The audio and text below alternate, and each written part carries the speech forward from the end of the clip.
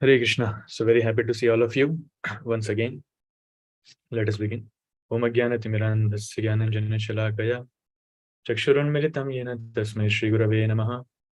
Shri Chaitanya Manobhishtam Sthapitam Yena Bhutale Swayam Rupa Kadamayam Dadati Swapadantikam Vandeham Shri Guru Shri Utapadakamalam Shri Gurun Vaishnavamsha Shri Rupam Sagrajatam Sagana Raghunathan Vitam Tam Sajivam Sadvaitam Savadutam Parijana Sahitam Krishna Chaitanya Devam Shri Radha Krishna Padam Sahagana Lalita Shri Vishakanitam Sha Namam Vishnu Padaya Krishna Pristhaya Bhutale Srimate Bhakti Vedanta Swaminite Namine Namaste Saraswati Deve Gaurvani Prasharane Nirvishesha Shunyavadi Pashyata Deshatarane He Krishna Karuna Sindhu Dina Bandhu Jagatpate Gopesha Gopika Kanta Radha Kanta Namastute Tapta Kanchana Gaurangi Radhe Vrindavaneshwari वृषभानुसुते देवी प्रणमामि हरिप्रिये वाञ्छाकल्पतरुभ्यश्च कृपा सिन्धुभ्य एव च पतितानां पावनेभ्यो वैष्णवेभ्यो नमो नमः।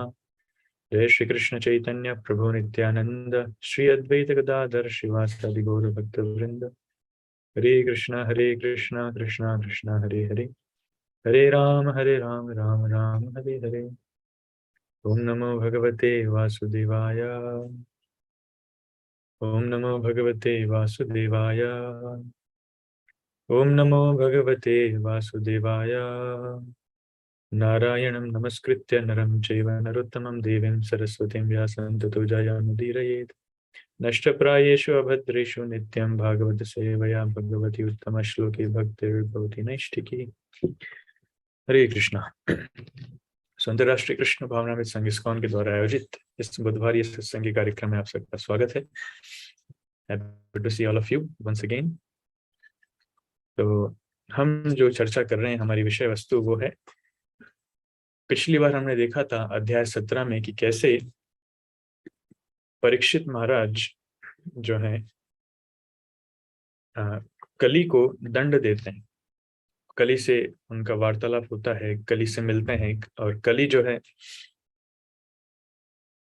धर्म रूपी बैल और पृथ्वी धरा रूपी गाय को कली परेशान कर रहा था, उनको कष्ट दे रहा था। तो परीक्षित महाराज जैसे योग्य क्षत्रिय राजा उन्हें उचित दंड देने के लिए वहां पर इमीडिएटली अपनी तलवार निकालते हैं उन्हें मारने के लिए। तो चैप्टर हमने डिटेल में चर्चा किया था और उन्होंने देखा था कि कैसे आखिर में कली परीक्षित महाराज की शरण लेता है, उनके चरणों में गिर जाता है, माफी मांगता है, उनकी शरण में आता है।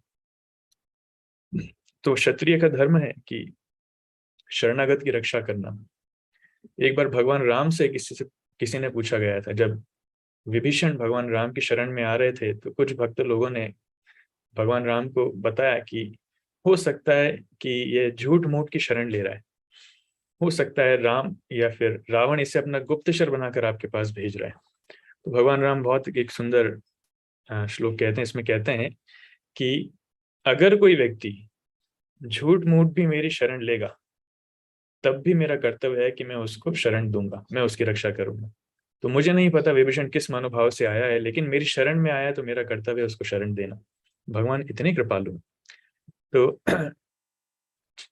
जब सुखदेव गोस्वामी, आपको पता होगा श्रीमद् भागवतम का इतिहास, कि सुखदेव गोस्वामी वो जन्म नहीं लेना चाह रहे थे, अपनी माता के गर्भ में 16 साल तक रहे, वो बाहर नहीं आना चाह रहे थे, क्योंकि उन्हें डर था जैसे ही बाहर आएंगे माया शक्ति, भगवान की माया शक्ति उन्हें पकड़ लेगी और उनकी आसक्ति इस भौतिक जगत में अलग अलग जगह चली जाएगी और वो माया के वशीभूत हो जाएंगे।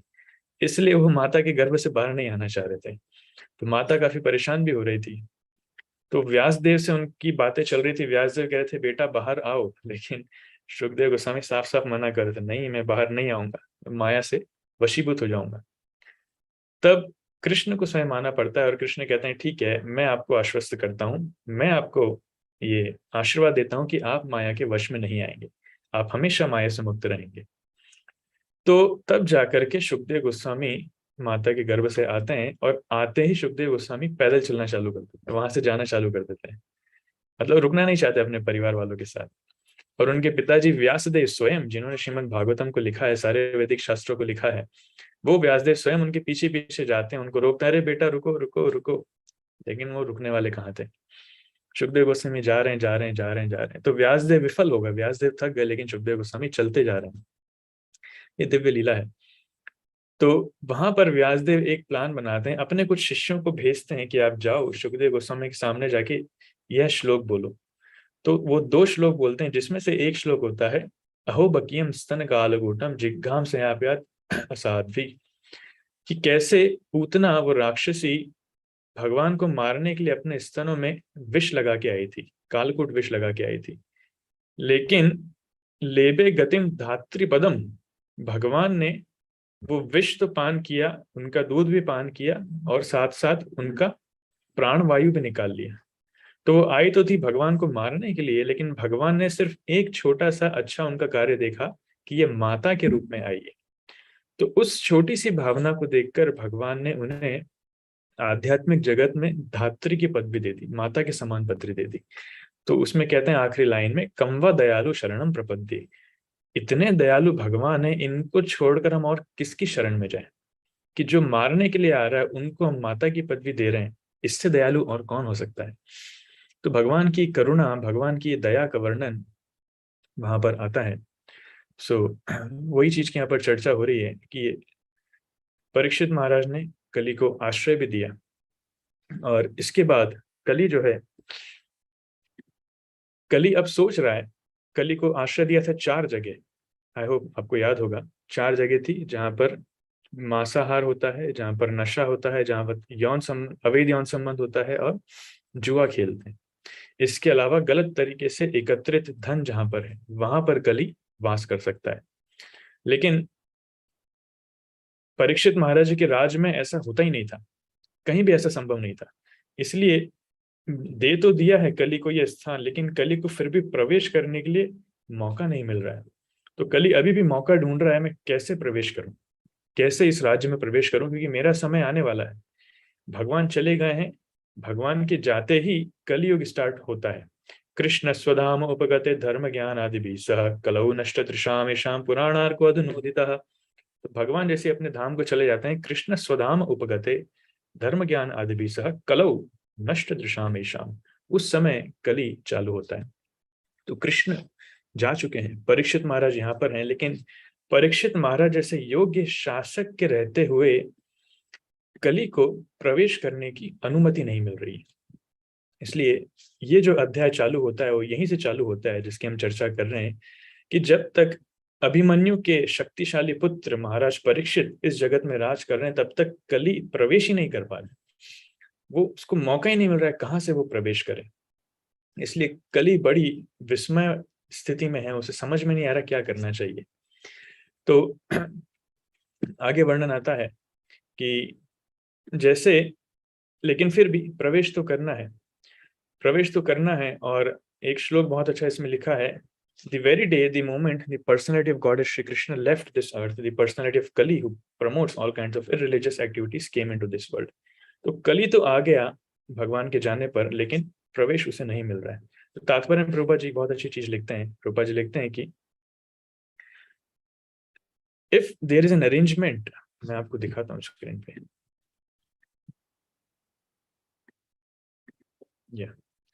if there is an arrangement for the constant chanting of the holy names, qualities, etc. of the Supreme Personality of Godhead, there is no chance at all for the personality of Kali to enter.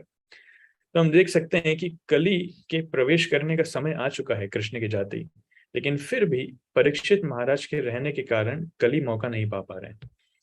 उसी प्रकार से परीक्षित महाराज क्यों? क्योंकि वो बहुत धार्मिक राजा हैं, भगवान के भक्त हैं, शुद्ध भक्त हैं। तो उसी प्रकार से अगर मानव समाज में अगर ऐसा अरेंजमेंट हो, हरिनाम का, हमेशा हरिनाम कांस्टेंट चैंटिंग चलता रहे, नित्य हरिनाम चलता रहे, भगवान के गुणों का आख्यान चलता रहे, कृष्ण कथा चलती रहे, तो कली के सारे प्रभाव अपने आप में विफल हो जाएंगे। और यही कार्य इस्कॉन करने का प्रयास कर रहा है। हम इस कलयुग में हैं, लेकिन कलयुग में रहते रहते भी कली की शक्ति कमजोर होती जा रही है। जितनी मात्रा में हरिनाम और हरि कथा का प्रचार बढ़ता जा रहा है, उतनी मात्रा में कली कमजोर होता जा रहा है। तो इस पर हमें विश्वास होना चाहिए कि भगवान के नाम में और भगवान में कोई अंतर नहीं। कली काले नाम रूपे कृष्ण अवतार। कली युग में भगवान अपने नाम के रूप में ही अवतार लेते हैं। और अगले श्लोक में कहते हैं कि Maharaj Parikshit was a realist.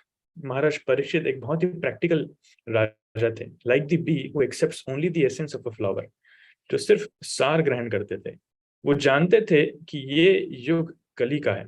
He knew perfectly well that in this age of Kali, auspicious acts produce good effects immediately, whereas inauspicious acts must be actually performed to render effects. So he was never envious of the personality of Kali. तो कलयुग का एक बहुत अच्छा सा श्लोक इसमें वर्णन आता है, श्लोक में है कि नानु द्वेष्टि कलिम सम्राट। जो परीक्षित महाराज हैं वो कली से द्वेष नहीं किए, ईर्ष्या नहीं करते थे, ना शत्रुता करते थे। सारंग इव सारभुक, क्यों? क्योंकि वो सारभुक थे, वो हर चीज के सार तक जाते थे। कुशलानि अशु सिद्ध्यंति नेत्राणि कृतानियत।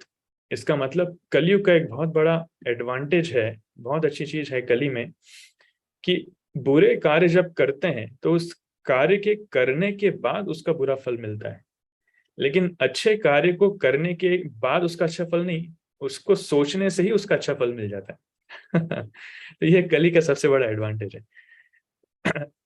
पहले के जमाने में ऐसा नहीं होता था। पहले के जमाने में अच्छे कार्य करने पड़ते थे तब उसका अच्छा फल मिलता था, लेकिन कलयुग में लोग इतने दुर्भाग्यशाली हो गए कि उनके मन में अच्छे विचार आते ही नहीं। सौभाग्य से अगर किसी के मन में अच्छे विचार आ जाए तो बस उस विचारों से ही उसको कार्य करने जितना फल मिल जाएगा। तो परीक्षित महाराज ये इफेक्ट जानते थे, इसलिए कहीं ना कहीं वो सोच रहे थे कि कली को आना तो चाहिए। कली युग जो है वो एक प्रकार से अच्छा युग है, ये अगर आएगा तो कई लोगों का इसमें भला होगा। और श्रीमद् भागवतम के 12वें स्कंद के जब कलयुग का वर्णन आता है, क्या क्या भविष्यवाणी उसमें कलयुग में कैसे कैसे लक्षण होंगे, तो उसके अंत में एक श्लोक भी कहते हैं युधिष्ठिर महाराज को कि कलो कलिर्दोष निधे राजन अस्ति ही एक महान गुणा कीर्तनादि अव कृष्ण से मुक्त संग परम व्रजेत। तो कह रहे हैं कि कली भले ही दोषों का सागर है, कलयुग दोषों का समुद्र है, उसमें इतनी समस्याएं हैं, इतनी कठिनाइयां हैं, इतनी परेशानी है कि व्यक्ति हर समय परेशान रहता है। अभी हम बुक डिस्ट्रीब्यूशन कर रहे हैं नागदा में, तो हम स्टेट बैंक ऑफ इंडिया में गए थे, तो वहां पे हमने कुछ लोगों से पूछा कि आप लोग कितने लोग खुश हैं स्टेट बैंक में काम करके। एक ने भी हाथ नहीं उठाया। अरे स्टेट बैंक तो बहुत दूर की बात है, कोई बड़ी से बड़ी कंपनी का नाम भी ले लीजिए, नोबडी इज हैप्पी। कंपनी के मालिक होने की बाद भी लोग खुश नहीं, सो नोबडी इज हैप्पी। सो वही चीज है कि कलेर दोष निधे राजन, कलयुग में अनगिनत दोष हैं, लोग इतने परेशान है जिसकी हद नहीं। कोई अपने शरीर से परेशान है, कोई अपने मन से परेशान है, कोई किसी और के कारण परेशान है, कोई परिवार से परेशान है, कोई बॉस से परेशान है, कोई पड़ोसी से परेशान है, नाना प्रकार की परेशानियां हैं। लेकिन एक महान गुण है, अस्ति ही एक महान गुण, क्या? कीर्तनादि व कृष्ण से मुक्त संग परम व्रजेत। सिर्फ कृष्ण का कीर्तन करने से ही एक व्यक्ति मुक्त हो जाता है, वो मुक्ति को प्राप्त होता है। इतना सरल उपाय, कोई कठिन तपस्या नहीं करना, कोई हिमालय पे नहीं जाना, कुछ ज्यादा समस्या नहीं है। सिर्फ बैठ करके अपने घर में प्रेम से भगवान के नाम का कीर्तन करो। हरे कृष्णा कृष्णा कृष्णा हरे हरे, हरे राम राम राम हरे हरे। बस ये सरल सा मंत्र है। हमारे पास घर में बजाने के लिए कुछ नहीं आता, प्रभु जी मृदंग नहीं आता, करताल नहीं आता, कोई बात नहीं। कर ताल शब्द का होता है, कर मतलब हाथ और ताल मतलब ये ताल, तो हाथ बजा कर कीर्तन करो, दैट्स इट। लेकिन कीर्तन करो, भगवान के नाम का जप करो, कीर्तन करो प्रेम से, इतना ही पर्याप्त है। इतने में ही भगवान खुश हो जाएंगे और हमारा जीवन पूर्ण हो जाएगा, ये मनुष्य जीवन सफल हो जाएगा। कीर्तनादि व कृष्ण से मुक्त संग परम व्रजेत। तो कलयुग भले ही इसमें बहुत सारे दोष हैं, लेकिन महान गुण भी बहुत सारे हैं। तो परीक्षित महाराज जैसे राजा हैं, वो द्वेष नहीं करते, वो सारग्राही हैं। वैष्णव को कहा जाता है सारग्राही वैष्णव, वो किसी भी चीज के सार तक जाते हैं। तो उन्होंने कली से द्वेष नहीं किया, उन्होंने सोचा कि कलयुग में बहुत सारे अच्छे गुण भी हैं, तो कैसे उसको वेलकम किया जाए, उसके बुरे प्रभाव को कम करके कैसे उसके सद्गुणों को हम लोगों तक पहुंचाएं। परीक्षित महाराज इस प्रकार विचार कर रहे थे।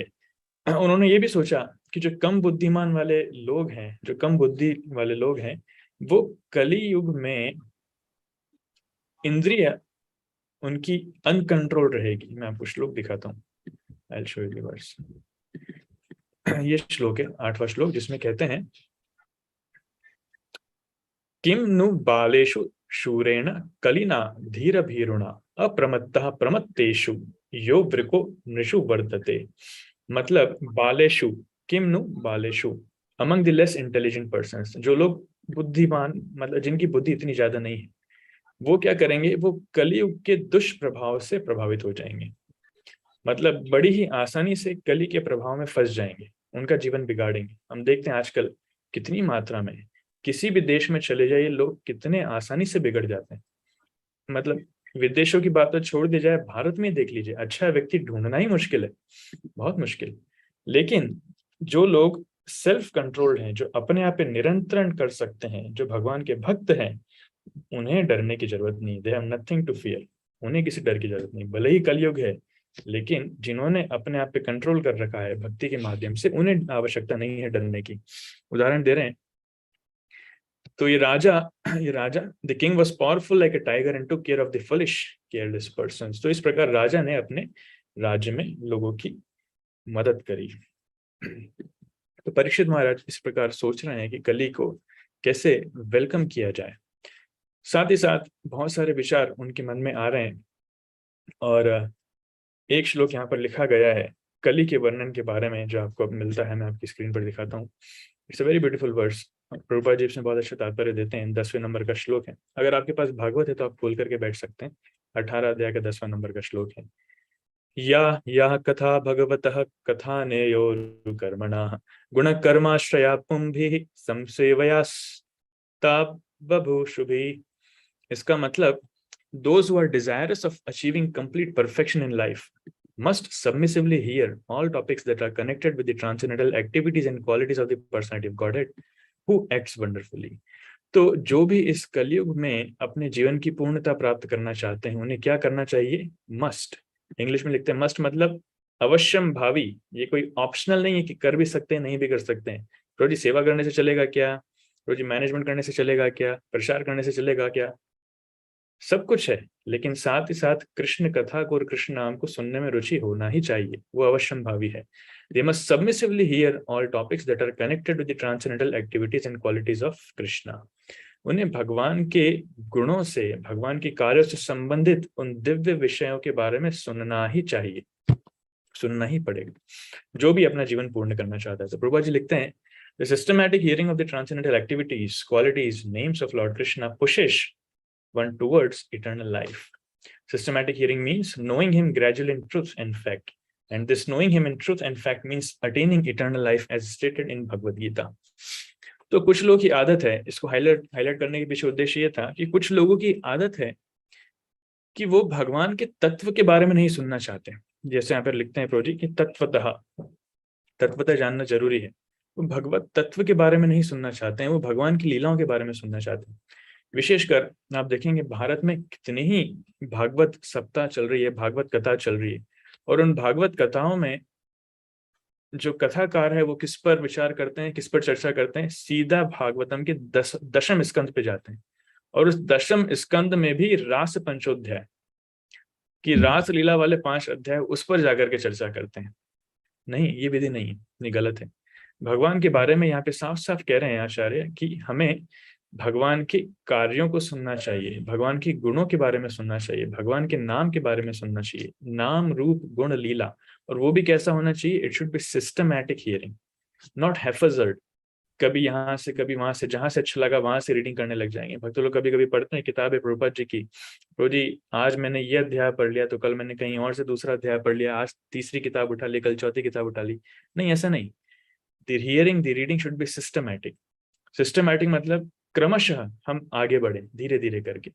10वें स्कंद में लीलाएं दी हैं, लेकिन उससे पहले बाकी के जो 9 स्कंद हैं भागवतम के, उसमें भगवान के तत्व के बारे में। जब तक हम कृष्ण को भगवान के रूप में सही से जान नहीं लेते हैं, भगवान की लीलाओं में हमेशा हमें डाउट्स आएंगे, संदेह आएंगे कि कृष्ण ने ऐसा क्यों किया, अरे कृष्ण 16,000 गोपियों के साथ क्यों डांस किए, कृष्ण 16,000 रानी के साथ क्यों शादी की। तो भगवान की लीलाओं में हमेशा डाउट आएगा, ये छोटा सा बालक कैसे गोवर्धन उठा सकता है। अरे इसलिए तो बोला गया है कि पहले 9 स्कंद पढ़ो, सिस्टमैटिक रीडिंग होगी, सिस्टमैटिक हियरिंग होगी, तब जाके कार्य होगा। तो कहीं से भी नहीं उठाना चाहिए। प्रभुपाद जी यहाँ तक कि लिखते हैं भागवतम के स्टार्टिंग में, इंट्रोडक्शन में, कि जो भी भागवतम को स्क्रूटिनाइजिंगली शुरुआत से लेकर आखिर तक पढ़ेगा, भागवतम पूर्ण होने के बाद उसे कृष्ण के दर्शन इसी जीवन में होंगे, ये तभी लिखते हैं। तो ये आचार्यों के शब्द हैं, बड़े शक्तिशाली शब्द हैं, इनको साधारण दृष्टि से हमें नहीं लेना चाहिए। So systematic reading and systematic hearing is most powerful.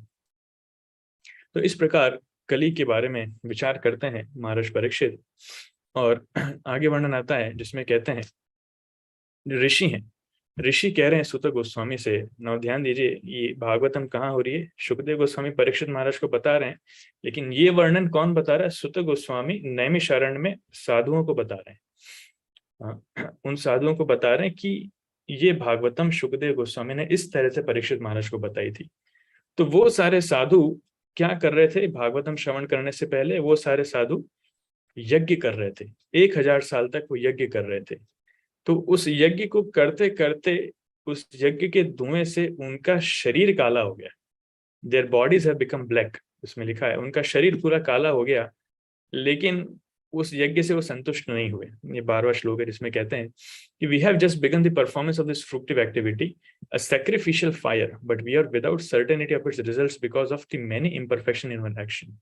Our bodies have become black from the smoke, but we are factually pleased by the nectar of the lotus feet of the personality of Godhead, Govinda, which you are distributing. तो कह रहे हैं कि हमने ये कार्य आरंभ किया था, हाँ, यज्ञ का, यज्ञ करते करते हमें 1000 साल निकल चुके हैं, लेकिन फिर भी हम संतुष्ट नहीं हुए। लेकिन दूसरी तरफ यज्ञ के धुएं से हमारा शरीर काला हो चुका है, लेकिन उससे हमें फायदा नहीं हुआ 1000 साल के यज्ञ से।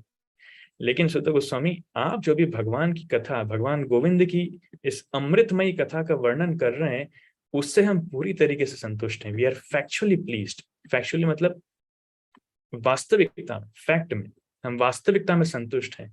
तो 1000 साल के यज्ञ करने के बाद जो संतुष्टि नहीं मिली, कुछ दिनों के भागवत श्रवण करने के बाद, कुछ दिनों भी नहीं, आई थिंक ये शायद पहला ही दिन है, क्योंकि अभी तो पहले स्कंद के 18वें अध्याय में, तो पहले ही दिन में सिर्फ भगवान की कुछ कथा श्रवण करने से ही वो लोग पूर्णतः संतुष्ट हो गए।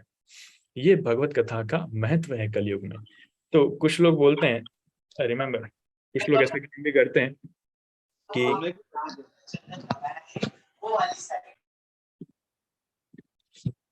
कुछ लोग सोचते हैं कि अरे ये क्या हरे कृष्ण वाले हरे कृष्ण महामंत्र करते रहते हैं, ये तो बड़ी सरल विधि है, इससे थोड़ी कुछ होता है। अगर आपको आध्यात्मिक जीवन में जाना है तो आपको तपस्या करनी चाहिए, आपको घोर तपस्या करनी चाहिए। देखो वो तपस्वी कितने अच्छे हैं, वो वास्तविक आध्यात्मिक मार्ग है।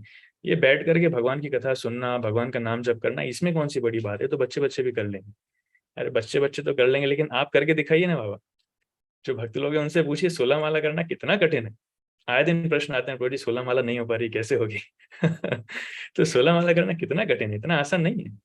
लेकिन यही चीज हमें वास्तविक आनंद प्रदान कर सकती है। हजारों साल के यज्ञ तपस्या करने के बाद, नवी ध्यान दीजिए, ये बात हो रही है आज से 5000 साल पहले की। उस समय जो नैमिषारण्य में जो ब्राह्मण, जो साधु उपलब्ध थे, वो अभी की तरह ब्राह्मण नहीं थे। वो वाकई में गुणवान ब्राह्मण थे, जो मंत्रों के द्वारा अग्नि जला सकते थे, जो मंत्रों के द्वारा यज्ञ विधि बराबर कर सकते थे। और 1000 साल तक यज्ञ करने के बाद संतुष्ट नहीं हुए, उसका उपाय उनको मिला नहीं, शरीर उनका काला हो गया। और वो कह रहे हैं कि आपके मुख से हरि कथा श्रवण करने से हम पूरी तरीके से संतुष्ट हैं। तो यज्ञ करने वाला खुश नहीं है।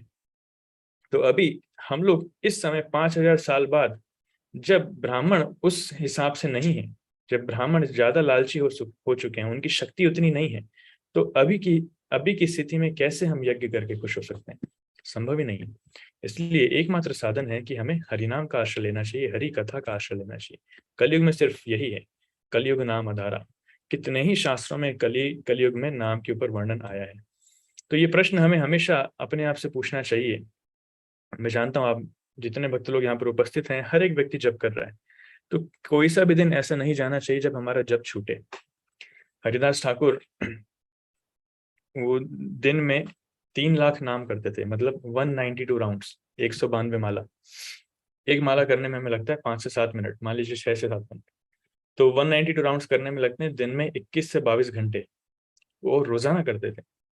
तो जब उस समय के मुसलमान शासकों ने, अभी हरिदास ठाकुर मुसलमान परिवार में जन्म लिए थे, तो मुसलमान शासक उनसे पूछते हैं कि हरिदास, आप मुसलमान इतने पवित्र परिवार में आपने जन्म लिया है, पाक परिवार में आपने जन्म लिया है, आप क्यों हरि नाम ले रहे हैं?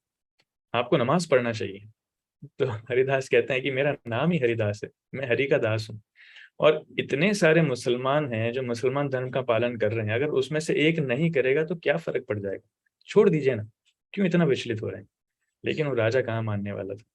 तो उनको अनेक प्रकार से समझाने का प्रयास किया कि हरिदास से हरिनाम लेना छोड़ दो, नहीं तो हम तुम्हें मार देंगे। उन्हें परवाह नहीं थी। उन्होंने एक श्लोक कहा, खंड खंड होए देह जाय यदि प्राण तबु आमी वदने ना छाड़ी हरिनाम, कि मेरे शरीर के टुकड़े टुकड़े क्यों ना कर दो, मेरे शरीर से प्राण क्यों ना निकल जाए, तब भी मैं नाम लेना नहीं छोड़ूंगा, हरिनाम लेना नहीं छोड़ूंगा। और फिर राजा ने उनको दंड दिया, ठीक है, इसको 22 बाजारों में कोड़ों से मारो। तो साधारणतया 1 से 2 बाजार में ही जिसको कोड़ों से मारते थे वो व्यक्ति मर जाता था, इतना दर्द होता था। तो 22 बाजारों में उनको मारे, लेकिन हरिदास ठाकुर को कुछ नहीं हुआ। तो जो मारने वाले थे जल्लाद, उनके उनके हाथ पैर शरीर दर्द करने लग गए और वो रिक्वेस्ट करने लगे कि अरे हरिदास आप मर जाओ, नहीं तो काजी हमें मार देगा। तो उनकी प्रार्थना सुनकर के हरिदास वहां पर अपने प्राण त्यागते हैं और उनको उठा करके गंगा में डाल देते हैं। फिर थोड़ी ही दूर शरीर बहते बहते जाता है, दूसरे गांव में हरिदास ठाकुर फिर उठ करके चलने लग जाते हैं, वो हरिनाम करने लग जाते हैं, हरिनाम का प्रचार करने लग जाते हैं। सो कहने का तात्पर्य देखिए कितनी कठिन परीक्षा है, उसके बाद भी हरिदास ठाकुर हरिनाम लेना नहीं छोड़ रहे। तो उसी प्रकार से भक्तों के जीवन में ये प्रण होना चाहिए कि कैसी परिस्थिति क्यों ना हो, कितने ही हम बिजी क्यों ना हो, कितना ही कुछ क्यों ना हो जाए घर में इधर उधर, लेकिन हरिनाम कभी नहीं छूटना चाहिए। एवरी डे, हमें अच्छा लग रहा है या नहीं लग रहा है, बीमारी है या नहीं है, बिजी है या नहीं है, कुछ भी हो, नाम लेना कभी नहीं छोड़ना चाहिए। नाम ही हमारा एकमात्र आश्रय स्थल है। और वही हरिदास ठाकुर कहते हैं, इस जगत में दो ही सत्य हैं, एक है भगवान का नाम और एक है जीव, बाकी सब असत्य है, टेम्पररी। सिर्फ ये दो ही चीजें इस जगत में सत्य हैं और कुछ नहीं। तो तो नाम बहुत महत्वपूर्ण है, उस नाम का सहारा लेकर ही हम भगवत धाम जा सकते हैं, इसके अलावा और कोई उपाय नहीं है। तो इस श्लोक में यहाँ पर ये वर्णन आता है। और अगला श्लोक और भी महत्वपूर्ण है, जिसमें कहते हैं कि साधु संघ का महत्व क्या है। तुलयाम लविनापि न स्वर्गम न पुनर्भवम भगवत संगी संगस्य मर्त्यानाम किम उताशिषः। कह रहे हैं कि तुलयाम लवेनापि न स्वर्गम न पुनर्भवन, जो साधु हैं, एक क्षण के साधु संग का महत्व बताया गया है। The value of a moments association with the devotee of the Lord cannot be compared even with the value of attaining heavenly planets or liberation from matter. And what to speak of worldly benedictions in the form of material prosperity, which are for those who are meant for death. तो एक क्षण अगर साधु का संग किसी को मिलता है, वो स्वर्ग लोक को प्राप्त करना, इस भव बंधन से मुक्ति को प्राप्त करना, उससे भी उसकी तुलना नहीं कर सकते। हाँ, दोबारा श्लोक में पढ़ता हूँ, न स्वर्गम न पुनर्भवम। ना पुनर्भवम मतलब इस भौतिक जगत में दोबारा न आना पड़े। तो जब व्यक्ति को ब्रह्म सायुज्य युक्त मुक्ति मिलती है, उसको कहते हैं ना पुनर्भवम। तो स्वर्ग से भी और सायुज्य मुक्ति से भी उसकी तुलना नहीं दी जा सकती। किसकी? भगवत संगी संगस्य, और वो भी लवेनापि, लव मात्र साधु संग। क्यों ऐसा? क्यों? क्या ये अतिशोक्ति तो नहीं है? नहीं, ये बिल्कुल भी अतिशोक्ति नहीं है, क्योंकि आध्यात्मिक वस्तु की तुलना भौतिक वस्तु से कभी कर ही नहीं सकते। यहाँ पे प्रभुपा जी बहुत अच्छा तात्पर्य देते हैं कि स्वर्ग, अलग अलग प्रकार के स्वर्ग होते हैं। कोई इंद्रलोक में जाना चाहता है, कोई चंद्रमा पे जाना चाहता है, अलग अलग प्रकार के स्वर्ग होते हैं। तो लेकिन ये स्वर्ग भी भौतिक जगत में ही आते हैं। और अपुनर्भवा मतलब इस भौतिक दुखमय संसार से परे जब कोई व्यक्ति इससे निकलना चाहता है, तो वो अपुनर्भवा उसकी स्थिति है जहां पर दोबारा जन्म नहीं लेना पड़ता। लेकिन भगवान के शुद्ध भक्त वो हैं जो इस भौतिक जगत में खुशी की प्रत्याशा ही नहीं करते। और स्वर्ग की बात तो छोड़ दी जाए, और भौतिक जगत से बंधन से मुक्ति की बात भी छोड़ दी जाए, उनके मन में ऐसी कोई आशा ही नहीं है कि वो इस भौतिक जगत में खुश होना चाहते हैं या इस भौतिक जगत के बाहर खुश होना चाहते हैं। नहीं, उनकी तो सिर्फ एकमात्र आशा है कि वो भगवान की सेवा करना चाहते हैं। इसलिए ऐसे भक्तों के लिए मटेरियल प्लेजर्स ये किसके समान है? They are like फैंटास्मेगोरिया। फैंटास्मेगोरिया मतलब आकाश पुष्प आपने कभी सुना होगा कि आकाश में कभी पुष्प नहीं खिलता, या फिर हम बोलते हैं ना हवा में महल बनाना, है ना, या फिर आसमानी पुलाव पकाना। तो ये ऐसे कुछ टर्म्स हैं जिसका मतलब है कि वो अस्तित्व में नहीं करती। तो ऐसे ही भगवान के भक्तों के लिए भौतिक लाभ या फिर भौतिक सुख की प्रत्याशा उनके पास है ही नहीं, इसलिए स्वर्ग वगैरह की उनकी इच्छा ही नहीं होती। तो कहने का तात्पर्य है कि वो अपने आध्यात्मिक उपलब्धि से ही भगवान के नाम में और भगवान के प्रेम में इतने संतुष्ट हैं कि भौतिक संपत्ति चाहते ही नहीं है। इसलिए therefore since the assets of a pure devotee are completely different from material assets, there is no comparison between the two। तो ये शुद्ध भक्तों की जो संपत्ति है वो भौतिक संपत्ति से पूर्णतः अलग है, वो पूरी तरीके से आध्यात्मिक संपत्ति है, इसलिए दोनों के बीच में कोई तुलना ही नहीं की जा सकती। आपने इसका दूसरा उदाहरण भी देखा होगा कि भगवान कृष्ण को एक बार तुला दान करवाया जा रहा था।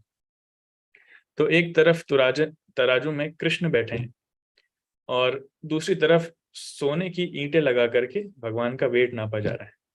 तो बहुत सारा सोना डाल दिया, लेकिन भगवान का जो पलड़ा है वो हमेशा ही भारी है। तो कैसे उसको करें?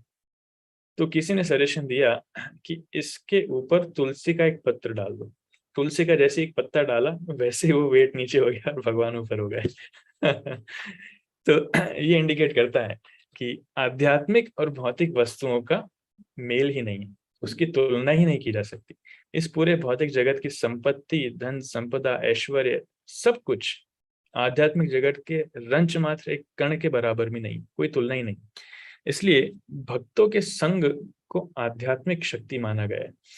एक जगह श्लोक भी आता है कि भक्तों का संग भगवान की अंतरंगा शक्ति है, उसके विपरीत बाकी सब बहिरंगा शक्ति में आता है। तो भक्तों के संग जो जो क्षण हम भक्तों के संग में बिताते हैं, विशेषकर शुद्ध भक्तों के संग में बिताते हैं, वो क्षण हमारे भक्ति जीवन के अकाउंट में परमानेंटली रजिस्टर हो जाते हैं और वो हमें इतना फायदा दे सकते हैं जो हमें भौतिक जीवन में करोड़ों जन्मों के बाद भी भौतिक लाभ कमाने से कभी नहीं मिल सकता। दोनों के बीच में कोई तुलना ही नहीं है, ये कहने का तात्पर्य है। इसलिए साधु संग सर्वशास्त्र का है, लव मात्र साधु संगे सर्व सिद्धि होए। तो हर सर्व शास्त्रों में, सभी प्रकार के शास्त्रों में साधु संग की बड़ी महत्वता बताई गई। थोड़ा सा एक लव मात्र साधु संग भी सर्व सिद्धि प्रदान कर सकता है। तो साधु संग को हमें बड़ी गंभीरता से लेना चाहिए, लाइटली नहीं लेना चाहिए। अरे तो बहुत सारे साधु आते रहते हैं, जाते रहते हैं, हाँ, लेकिन जब ये शुद्ध भक्तों का संग प्राप्त करने का अवसर मिले तब उसे नहीं छोड़ना चाहिए, कहने का तात्पर्य है।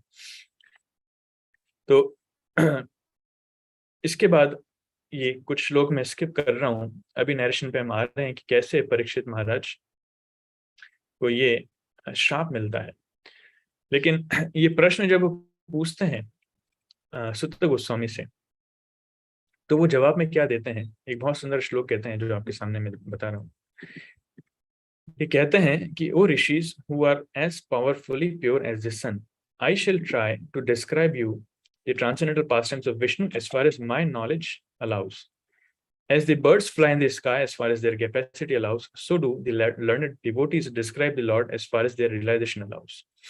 बहुत सुंदर उदाहरण दे रहे हैं कि जैसे आसमान में पक्षी उड़ते हैं अपनी अपनी क्षमता के अनुसार। कुछ पक्षी, छोटे पक्षी रहते हैं जो बहुत तेज फड़फड़ाते हैं, लेकिन वो 4-5 फीट से ज्यादा ऊपर नहीं उठ पाएंगे। कुछ पक्षी ऐसे हैं जो ज्यादा से ज्यादा 10 फीट 20 फीट वहां तक जा सकते हैं, और कुछ पक्षी ऐसे हैं जो कई मीटर ऊपर जा सकते हैं, और कुछ पक्षी ऐसे भी हैं जो आसमान में बहुत किलोमीटर ऊपर उड़ते हैं। जैसे आपने देखा होगा चील होती है, चील है या फिर गिद्ध है, वो कई किलोमीटर ऊपर उड़ते हैं और उनको ज्यादा पंख फड़फड़ाने की आवश्यकता नहीं है, वो अपने पंख स्ट्रेट रखते हैं और बड़ी आसानी से उड़ते जाते हैं, isn't it? इसको चैतन्य चरितमृत में दूसरे उदाहरण में दिया जाता है कि पक्षियों की भी अपनी अपनी क्षमता है। कुछ पक्षी ऐसे होते हैं जो एक पेड़ से दूसरे पेड़ तक जा सकते हैं, कुछ ऐसे होते हैं जो एक शहर से दूसरे शहर जा सकते हैं, कुछ ऐसे पक्षी होते हैं जो एक देश से दूसरे देश जा सकते हैं, और कुछ पक्षी ऐसे होते हैं गरुड़ जैसे जो एक ग्रह से दूसरे ग्रह जा सकते हैं, एक जगत से दूसरे जगत भी जा सकते हैं। तो ये अपनी अपनी शक्ति के अनुसार व्यक्ति कार्य करता है। उसी प्रकार यहाँ पर सुत गोस्वामी कह रहे हैं कि मैं अपने सामर्थ्य के अनुसार, अपने ज्ञान के अनुसार आपको भगवान की कथा बताऊंगा।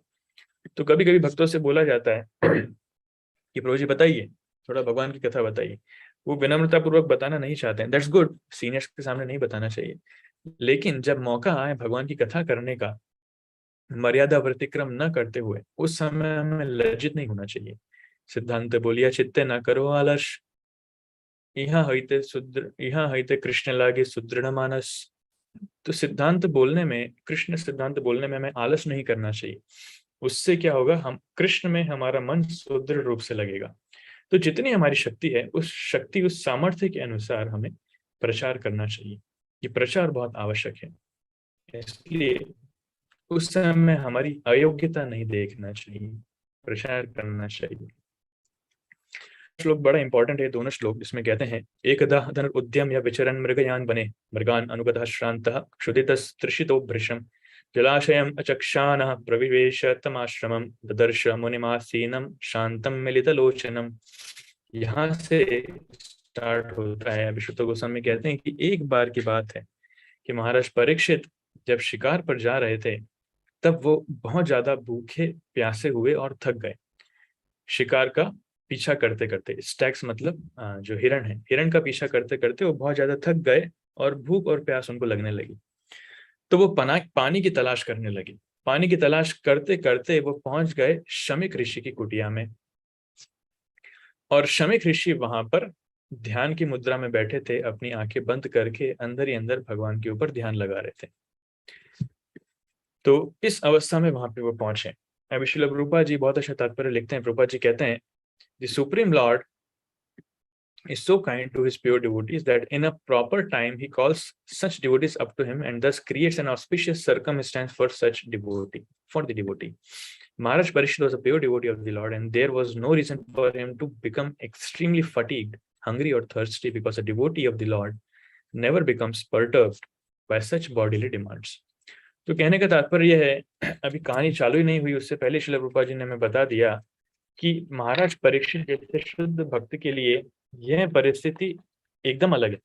जनरली उनके लिए संभव ही नहीं है कि वो इस तरह भूखे प्यासे और थक जाएं।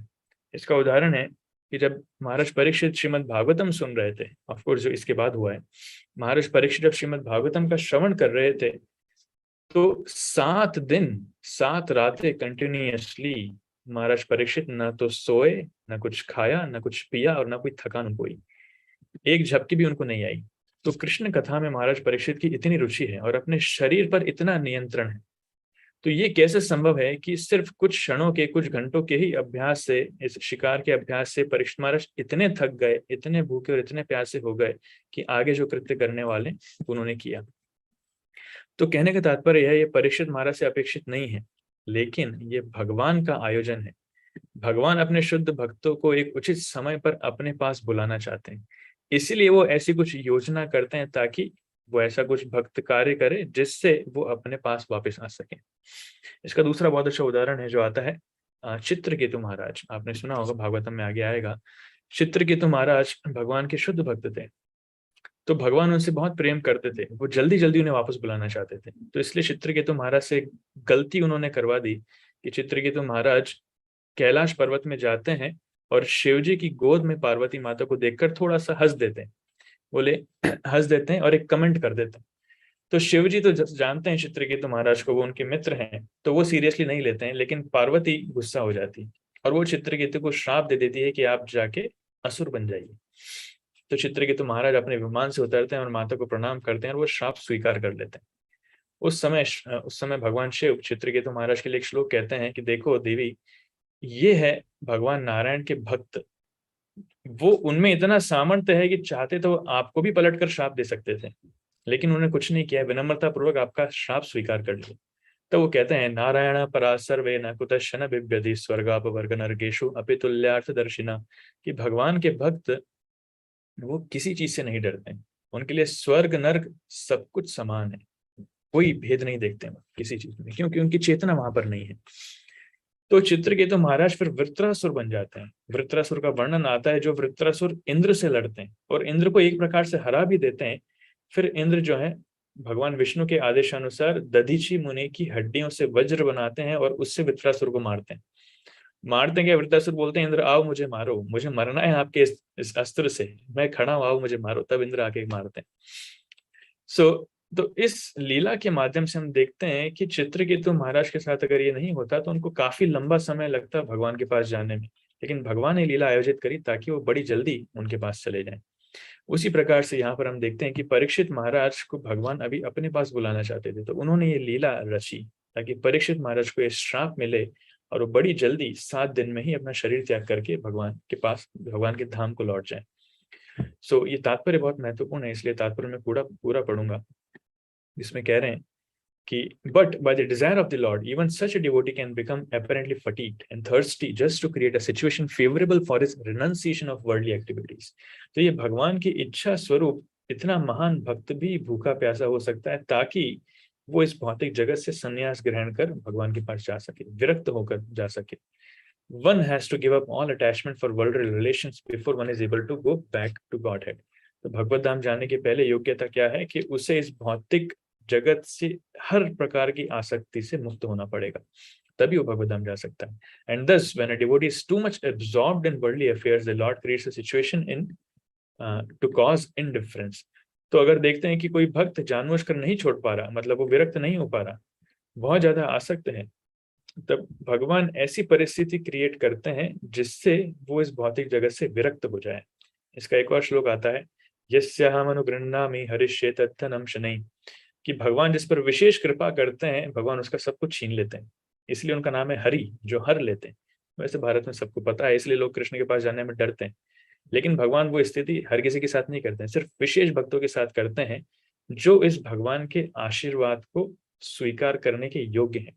अभी हमारे साथ कर देंगे तो हमारा विश्वास ही उठ जाएगा, तो भक्ति भी छूट जाएगी, घर भी छूट जाएगा, इसलिए हमारे साथ वैसा नहीं होगा। भगवान जानते हैं किसके साथ कैसे डील करना है। जैसे छोटा सा बच्चा है, उसको खिलौना देकर के कंट्रोल किया जाता है, लेकिन जब बड़ा है तब उसको खिलौना देने की आवश्यकता नहीं है। उसी प्रकार से हम भक्ति में छोटे हैं तो इस बारे में डर नहीं होना चाहिए कि भगवान हमारा सब कुछ ले लेंगे, नहीं। अभी अगर भगवान को लगता है कि हमें सब कुछ देना है तो भगवान सब कुछ देंगे। That is it. So the Supreme Lord never forgets his pure devotee, even though the latter may be engaged in so many worldly affairs. Thus the Lord sometimes create an awkward situation and the devotee becomes obliged to renounce all worldly affairs. तो इस प्रकार भगवान स्थिति create करते हैं ताकि भक्त इस संसार से अपना ध्यान थोड़ा सा हटाए और भगवान के प्रति लगाए। The devotee can understand the situation by the signal of the Lord, but others take it to unfavorable and frustrating.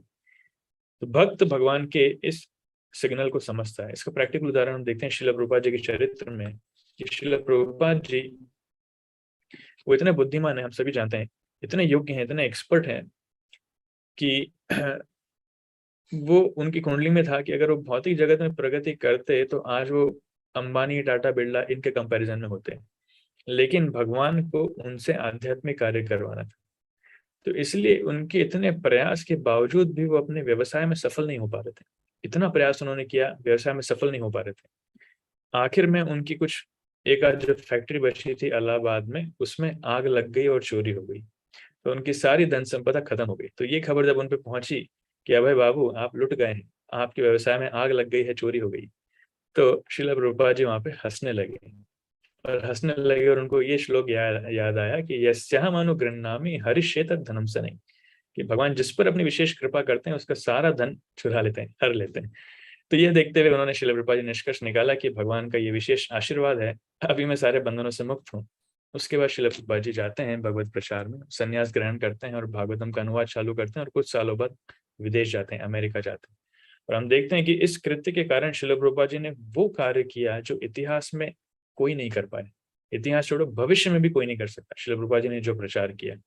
तो इस प्रकार भगवान अपनी कृपा भक्तों के प्रति करते हैं, लेकिन वो विशेष श्रील प्रभुपाद जैसे विशेष भक्तों के ऊपर ही होगी, हमारे ऊपर, मेरे ऊपर तो नहीं संभव है, आप लोगों में से हो सकता है किसी के पास।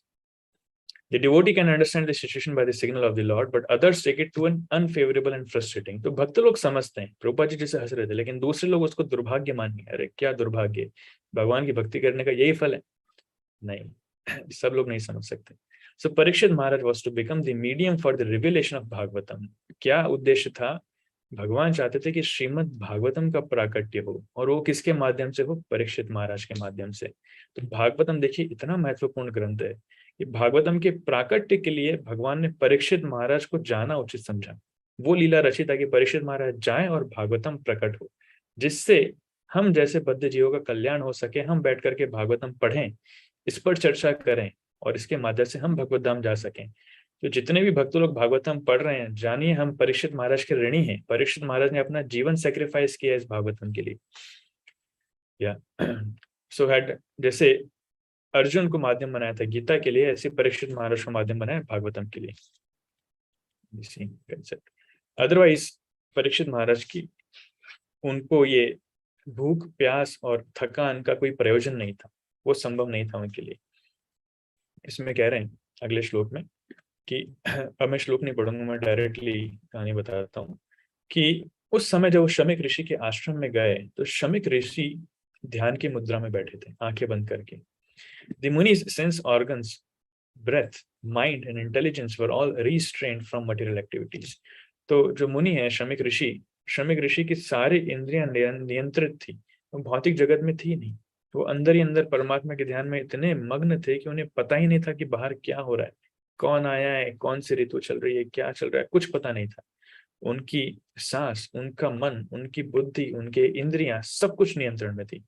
और इस समाधि में वो पहुंच चुके थे, जिससे कारण वो एक प्रकार से भगवान के हमेशा दर्शन प्राप्त कर पा रहे थे। भगवत गुणों को वो लगभग प्राप्त कर पा रहे थे। इसमें वर्णन आ रहा है achieving a transcendental position qualitatively equal with the supreme Lord, उस अवस्था में थे।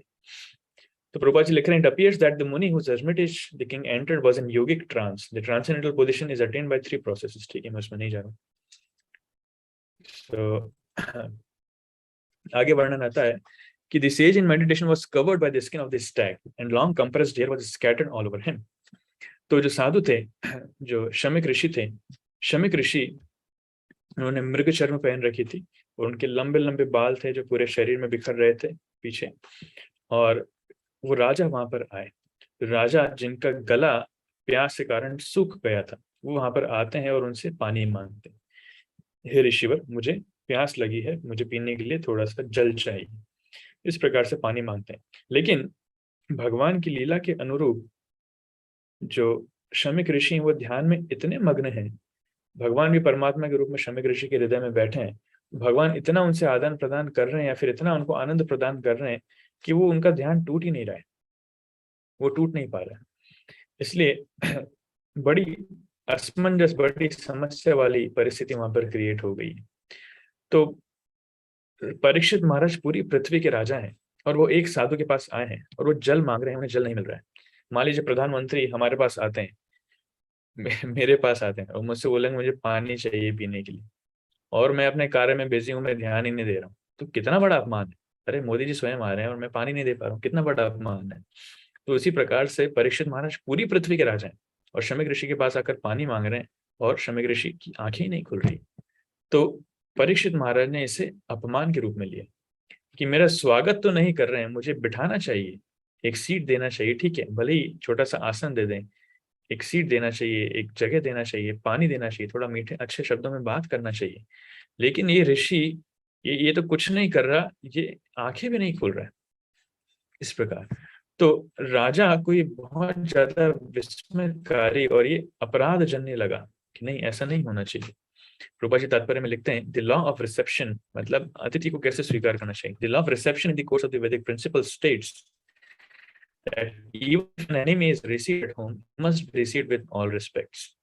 He should not be given a chance to understand that he has come into the house of an enemy. तो संस्कृति हमें सिखाती है, वैदिक संस्कृति, कि घर में अगर शत्रु भी आए तब भी उससे इतना प्रेम पूर्वक व्यवहार करना चाहिए कि उसे समझ में ही नहीं आए, पता ही ना चले कि वो शत्रु है। तो बाकी अतिथियों का क्या कहा जाए। तो यहाँ पर राजा स्वयं आ रहे हैं लेकिन शमिक ऋषि ध्यान में मग्न है, वो देख नहीं पा रहे। प्रभुपाद इसके उदाहरण भी देते हैं शत्रु का, कि कैसे अर्जुन जब युधिष्ठिर इसके जरासन के पास गए थे, अर्जुन और भीम, तो जरासन ने किस प्रकार मित्रवत उनसे आचरण किया था, like that. So the merciful Lord sometimes creates such awkward position for his pure devotee in order to drag the devotee towards himself. Yeah. तो परिस्थिति ये थी कि ये सारी स्थिति भगवान ने स्वयं रची थी ताकि उनको वो अपने पास लेकर आ सके। लेकिन बाहरी तौर पर दिखने में ये बहुत फ्रस्ट्रेटिंग थी कि वो परेशानी वाली स्थिति है भक्ति के लिए। The devotee of the Lord is always under the protection of the Lord, and in any condition, frustration or success, the Lord is the supreme guide for the devotee. The pure devotee therefore accepts all conditions of frustrations as the blessings of the Lord. बहुत महत्वपूर्ण sentence है। देखिए प्रभुपाद जी क्या लिख रहे हैं कि भगवान के जो भक्त हैं वो हमेशा भगवान के संरक्षण में रहते हैं, और जीवन की किसी भी अवस्था में, चाहे वो सफलता हो चाहे वो विफलता हो, वो फ्रस्ट्रेशन हो, कोई क्यों कुछ ना हो, भगवान ही हमेशा उनको गाइड करते हैं। इसलिए भगवान के भक्तों को किसी भी अवस्था को भगवान के आशीर्वाद के रूप में लेना चाहिए। हाँ, this is coming as in blessings of the Lord, भगवान के आशीर्वाद स्वरूप आ रही है, परेशान नहीं होना चाहिए। गीता में इसके कितने ही श्लोकों में भगवान पुष्टि करते हैं कि जो सुख और दुख में समान रहता है वो व्यक्ति भगवान को बहुत प्रिय है। इस प्रकार कितने ही श्लोक आते हैं। तो ये भक्तों का लक्षण है कि वो हर परिस्थिति को भगवान के आशीर्वाद के रूप में ले सकते हैं। जो ऐसा कर सकता है वाकई में वही महान भक्त है। और जो परिस्थिति के चेंज होने से उसकी मनस्थिति चेंज हो जाती है, उसकी भक्ति में अंतर आ जाता है, उसके सोच विचार शक्ति में अंतर आ जाता है, इसका मतलब उसकी भक्ति अभी भी दृढ़ नहीं हुई, वो कहीं ना कहीं भौतिक जगत में, या फिर उसकी जो भक्ति है सुपरफिशियल प्लेटफॉर्म पर चल रही है। उसको भक्ति में दृढ़ जाने की जरूरत है। इसलिए आगे कहते हैं, हे ब्राह्मण, तो राजा जो इतने भूखे प्यासे थे वो बहुत क्रोधित हुए, और उन्होंने अपना क्रोध और ईर्ष्या उस ब्राह्मण के प्रति लगा दिया, उस ब्राह्मण के प्रति दिखा दिया। अभी ये भी विस्मयकारी है कि राजा जनरली महाराज परीक्षित, उनके लिए क्रोधित होना और ईर्ष्यालु होना संभव ही नहीं था, क्योंकि महाराज परीक्षित खुद एक शुद्ध भक्त थे। वो भले ही राजा थे लेकिन राजा के वेश में वो भी एक ऋषि थे, राजर्षि जिन्हें कहा जाता है। और वो जानते भी थे कि क्षत्रियों को ब्राह्मणों, स्त्रियों, बच्चों और बूढ़ों के ऊपर क्रोध नहीं दिखाना चाहिए। लेकिन ये इतनी परिस्थिति है कि सिर्फ पानी के लिए परीक्षित महाराज क्रोधित हो गए। इसलिए हमें समझना चाहिए कि ऐसे भक्तों से जब कुछ गलती होती है तो गलती उनके कारण नहीं हो रही है, वो गलती भगवान स्वयं आयोजित कर रहे हैं, कुछ ना कुछ उनका बड़ा प्लान है।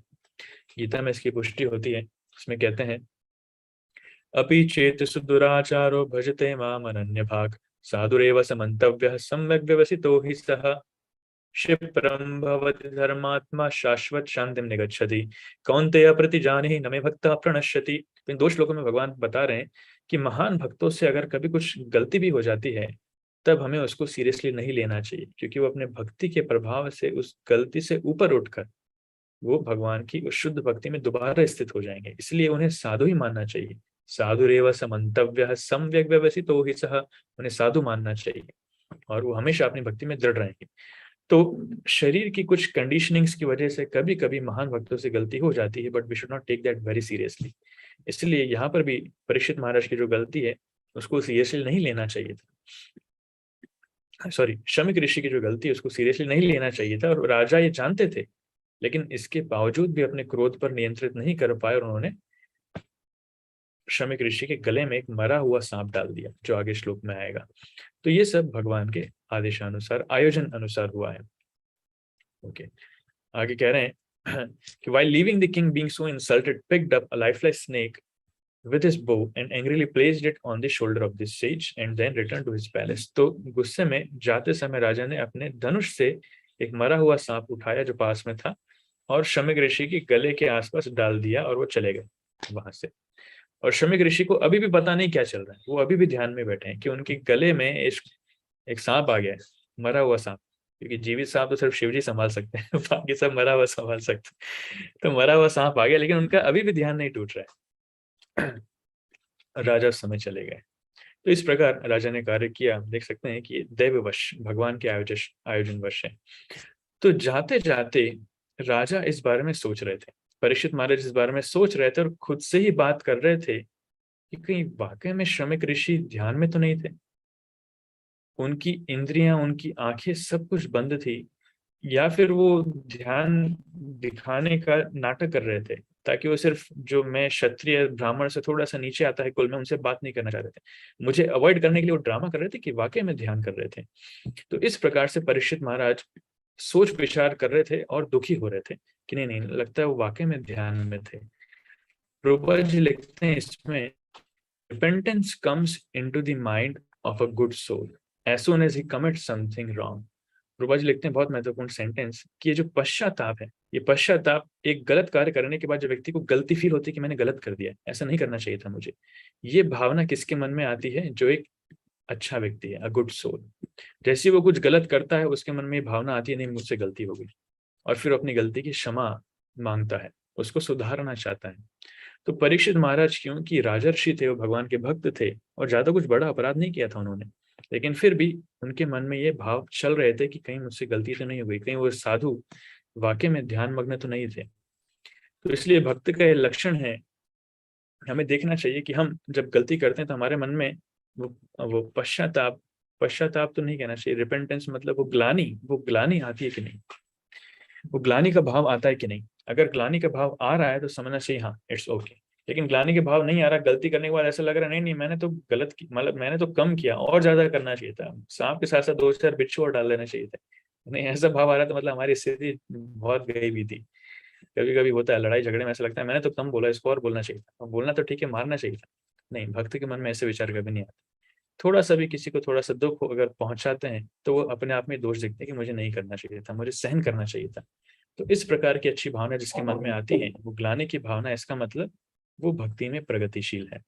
तो परीक्षित महाराज यहाँ पर उनके मन में ये विचार चल रहे हैं, तो इस प्रकार से सोचते सोचते वो आगे जा रहे हैं। अभी दोबारा प्रभुपाद जी यही चीज लिख रहे हैं कि ये लीला इसलिए हो रही है, इसका सिर्फ एकमात्र उद्देश्य है क्योंकि भागवतम इस धरा पर अवतरित हो सके। कृष्ण सुधाम उपगते धर्म ज्ञान आदि भी सह कलो नष्ट दृष्टाविषम पुराण अर्को अधुनोदिता। तो अर्क मतलब सूर्य और ये पुराण मतलब भागवत पुराण। तो भागवत पुराण सूर्य के समान है जो भगवान के जाने के बाद इस पूरी पृथ्वी को अपनी रोशनी से, अपने प्रकाश से आप्लावित करता है। तो सिर्फ भागवतम के कारण ये पूरी लीला भगवान ने रचाई है। इसलिए परीक्षित महाराज की जो भूख और प्यास थी वो तो सिर्फ एक शो था, वो एक्सटर्नल शो था।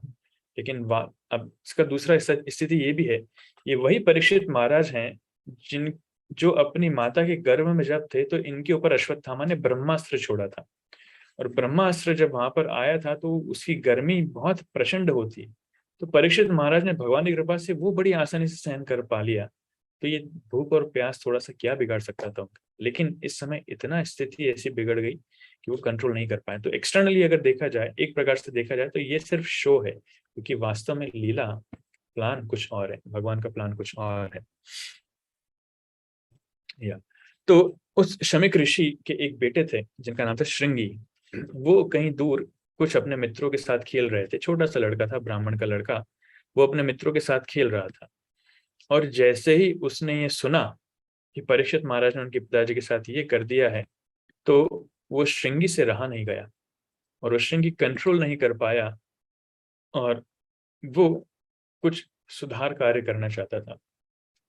आई don't know how much time I have, क्योंकि लीला अभी काफी बाकी है। हमने 30-32 श्लोक कवर किए हैं और इसमें अभी और भी काफी सारे श्लोक हैं। I think I can stop here, हम इसको अगले सेशन में कंटिन्यू करेंगे। किसी का कोई प्रश्न है या फिर कोई शेयरिंग है तो ले सकते हैं। तो श्रृंगी ने क्या किया वो अगले सप्ताह देखेंगे। हरे कृष्णा। एनी क्वेश्चंस और comments you can raise your hand. Okay, Iti Mata जी।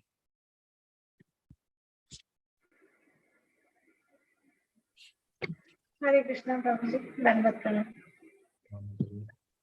प्रभु जी मेरे 2 क्वेश्चन हैं।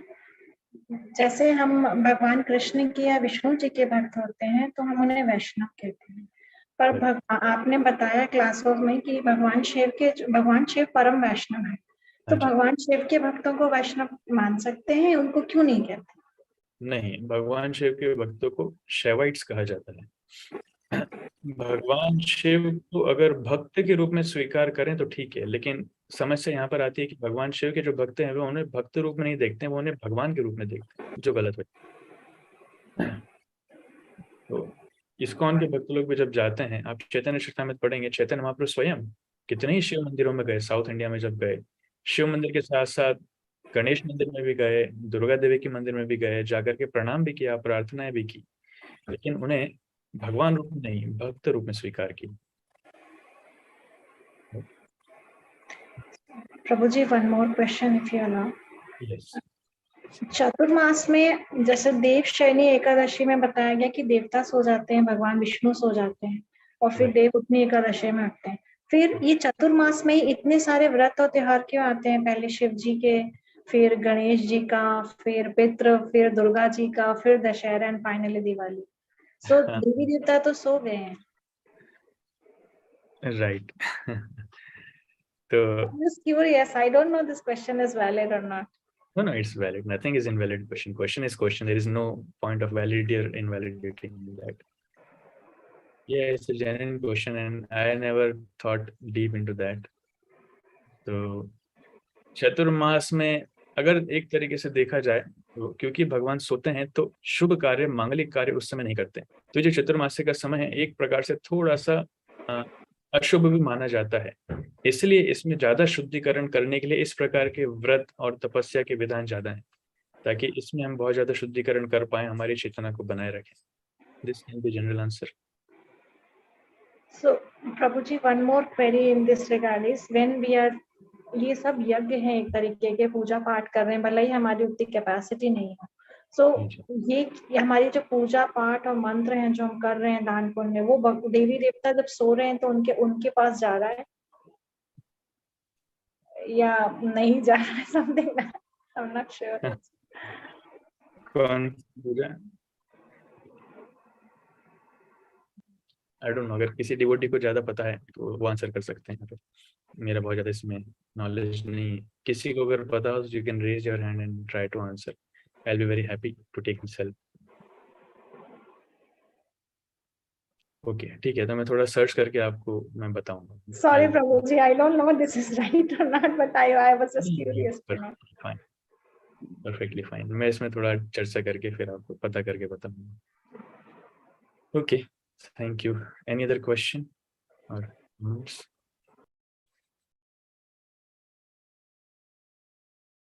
Okay, good. सभी संतुष्ट हैं?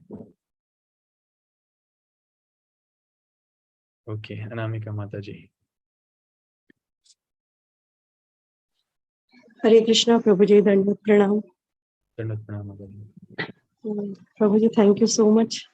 सेशन बहुत अच्छा था और मेरी कुछ क्वेरीज थी जो कि बहुत सारी क्लियर हुई हैं, पर स्टिल जैसा आपने बताया कि परीक्षित महाराज के साथ जो हुआ, मतलब जो उन्होंने इंसिडेंट किया कि थोड़े से पानी नहीं मिलने, प्यास नहीं बुझने के कारण उन्हें गुस्सा आया और ऐसा हुआ, तो ऐसे तो मतलब कई बार हमारी लाइफ में होता है कि बहुत सारे लोगों से हम मिलते हैं और हमें तो ये नहीं मालूम है प्रभु जी कि वो शुद्ध भक्त हैं और भक्त हैं कि नहीं है, पर हाँ हमें भी कई बार गुस्सा आ जाता है कि मतलब मुझे लगा कि हमें कुछ उनके बारे में नहीं मालूम रहता, अनजाने में भी हम कई बार किसी से मिलते हैं और हमें उनके ऊपर गुस्सा आ जाता है, और अगर मान लीजिए वो शुद्ध भक्त हैं तो मतलब हमारी भक्ति फेल है बिल्कुल.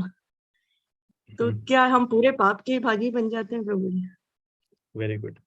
इसके दो पॉइंट ऑफ व्यू हैं. एक तो उस हिसाब से देखें कि हमें गुस्सा आ जाता है तो हम इसको भगवान की योजना माने कि हमारी गलती माने, तो दूसरों के बारे में पता नहीं, लेकिन हमें बारे में पता है कि हम तो शुद्ध भक्त नहीं है. हाँ बिल्कुल प्रभु जी, बिल्कुल भी नहीं है, जस्ट बिगनिंग है, तो मतलब जो है वो भी गया, मतलब ये वाली बात हो जाती है कि हम अभी भी मतलब बिल्कुल किसी भी लेवल पे, और ऐसा होता है कई बार कि मतलब हम किसी से फर्स्ट टाइम भी मिलते हैं पर उसका वे ऐसा होता है कि हमें लगता है ये क्या है, और हो सकता है वो बहुत बड़ा शुद्ध भक्त हो, हमें नहीं मालूम ना, क्योंकि हम नहीं जानते हैं. राइट. तो इसलिए अगर हमें कभी क्रोध आता है या फिर हमारे मन में कुछ गलत भाव आते हैं तो उसे हमें ये नहीं समझना चाहिए कि भगवान का आयोजन होगा. नहीं, ये हमारी गलती है, इसको सुधार की आवश्यकता है. पहला पॉइंट. दूसरा, अगर हम किसी भक्त से डील कर रहे हैं, विशेषकर किसी उन्नत भक्त से डील कर रहे हैं जो हो सकता है शुद्ध भक्त हो, तो बड़ा सावधान रहना चाहिए मतलब, क्योंकि शुद्ध भक्तों को बताया गया कि वो अग्नि के समान होते हैं. उनके हम बहुत ज्यादा नजदीक जाएंगे, लाइक फैमिलियरिटी ब्रीड्स कंटेम्प्ट. बहुत ज्यादा नजदीक जाएंगे, अगर हमारे अंदर वो अग्नि की क्वालिटीज नहीं है तो हम जल जाएंगे, हम अपराध कर देंगे. इसलिए initially we should maintain a respectable distance. हमें उनसे ताप चाहिए, हमें उनके गुण चाहिए, लेकिन ज्यादा नजदीक चले जाएंगे तो समस्या हो जाएगी. जैसे वैरायटी ऑफ डिवोटीज हैं, सबके अपने अपने स्वभाव. श्रील प्रभुपाद जी का स्वभाव हम जानते हैं. प्रभुपाद जी कितने दयालु हैं, हर किसी को शरण देते हैं, हर किसी की समस्या समाधान करते हैं. वहीं पर आप देखें भक्ति सिद्धांत सरस्वती ठाकुर, वो भी सिम्मल गुरु हैं. जब बात आती है नास्तिकों के लिए या फिर मायावादियों के लिए या फिर दूसरे प्रकार के जो अपसंप्रदाय फैला रहे हैं, तो कितना कितना जोरों से वो लड़ाई करते थे, शेर की तरह दहाड़ते थे. मतलब एक बार ऐसा हुआ था, मैं एक बार बताता हूँ कि भक्ति सिद्धांत महाराज बचपन में ही एस्ट्रोनॉमी जो बोलते हैं ना, ज्योतिष शास्त्र, उसमें एक्सपर्ट थे. इतने एक्सपर्ट थे कि वो अपने कॉलेज के टीचर्स को हरा देते थे डिबेट में. तो लेकिन दीक्षा प्राप्त करने के बाद उन्होंने वो चीज छोड़ दी थी, वो सिर्फ भक्ति मार्ग पर ही थे। लेकिन उस समय एक ज्योतिष बहुत फेमस हो रहा था जो कहीं ना कहीं गलती भी कर रहा था, लेकिन कोई ऐसा उस समय भारत में नहीं था जो उसको हरा सके। तो उस सोसाइटी ने, द सोसाइटी फॉर एस्ट्रोलॉजी, उन्होंने भक्ति सिद्धांत महाराज को रिक्वेस्ट किया कि आप इनसे एक बार बात कीजिए, एक कंपटीशन रखिए, इनको हराइए। तो ऑलरेडी भक्ति सिद्धांत महाराज को छोड़े पे 10-12 साल हो चुके थे, तो वो मना कर रहे थे काफी, लेकिन फिर भी लोग काफी रिक्वेस्ट कर रहे थे। तो उनके रिक्वेस्ट करने पर भक्ति सिद्धांत महाराज ने कहा ठीक है, this is the last time I am going to do this kind of thing. तो उन्होंने किया और पूरा ओपन डिबेट हुआ और भक्ति सिद्धांत महाराज ने इतना बुरी तरीके से उनको हराया, इतना बुरी तरीके से हराया कि उस व्यक्ति ने डर के मारे स्टेज पर ही अपना मल और मूत्र त्याग किया पैंट में। सो ये वर्णन आता है भक्ति सिद्धांत वैभव, जो भक्ति सिद्धांत महाराज की जीवनी है उसमें। सो कहने का तात्पर्य है कि आचार्य इतने पावरफुल भी हो सकते हैं। और आप उनके गुरु को देखिए, जो गौर किशोरदास बाबा जी महाराज हैं, वो वैराग्य मूर्ति हैं। वो पढ़ना लिखना उनको आता नहीं, वो अपने हरिनाम में मग्न है, उनको कोई प्रचार नहीं करना है। कोई अगर प्रचार करने के लिए पास आता था, एक बार बड़ा जमींदार उनके पास आया, बोले बाबा जी महाराज कि मैं आपका संग प्राप्त करना चाहता हूँ। तो बाबा जी महाराज कहते हैं अच्छा वाकई तो मेरा संग प्राप्त करना चाहते हो, आशीर्वाद लेना चाहते हो, एक काम करो सब छोड़ करके आ जाओ मेरे साथ, यहाँ बैठ के जो भजन करो। तो वो हाथ जोड़ करके चला गया, चाहता हूँ अब नहीं आऊंगा। तो गौर किशोरदास बाबा जी महाराज इतने स्ट्रिक्ट थे कि लोग आते थे वो उन्हें डांट करके भगा देते थे, गाली दे करके भगा देते थे। तो वैसी अवस्था में कैसे हम भक्तों का विचार समझें, कैसे भक्तों को जज करें? इसलिए सबसे पहले भक्तों के महत्व को जानना चाहिए और बड़ी सावधानी से उनके स्वभाव के अनुसार उनसे डील करना हमें आना चाहिए। सौभाग्यवश अभी इस्कॉन में जो आचार्य हैं वो श्रील प्रभुपाद जी का मूड अडॉप्ट करके बड़े ही करुणामय हैं। वो इस प्रकार के गतिविधियां नहीं करते हैं, लेकिन फिर भी हमें बहुत सावधानी बरतनी चाहिए।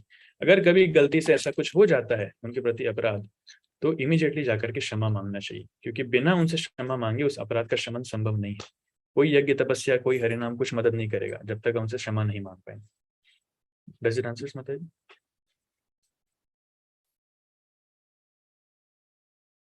Sorry, you are unmute. Sorry, now you can unmute. Does it answers? Yes, Prabhuji. Thank you so much. Hare Krishna. Thank you so much. So the essence of the answer is भक्तों को अपराध करने से बड़ा डरना चाहिए, विशेषकर दूसरे भक्तों के शरण में। शुद्ध भक्त है कि नहीं है हम वो समझ नहीं पाएंगे, कोई सा भी भक्त हो अपराध नहीं करना चाहिए, बहुत सावधान रहना चाहिए। Okay, thank you so much. Any other question? I saw आकृति माता जी ने 2 बार हाथ उठाया था, लेकिन पता नहीं डाउटफुल होकर उन्होंने हाथ नीचे कर लिया। So I am giving an opportunity Akriti माता जी, अगर आप कुछ पूछना चाहें तो।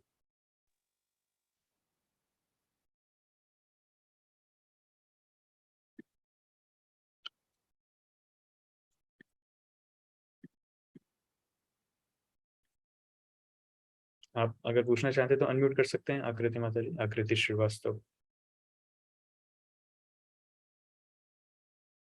Okay, looks like no question. So thank you so much. So will stop here. और अच्छी बात यह है कि we have announced for the Mayapur yatra, आप सबको उसकी डिटेल्स मिल गई होंगी व्हाट्सएप पर।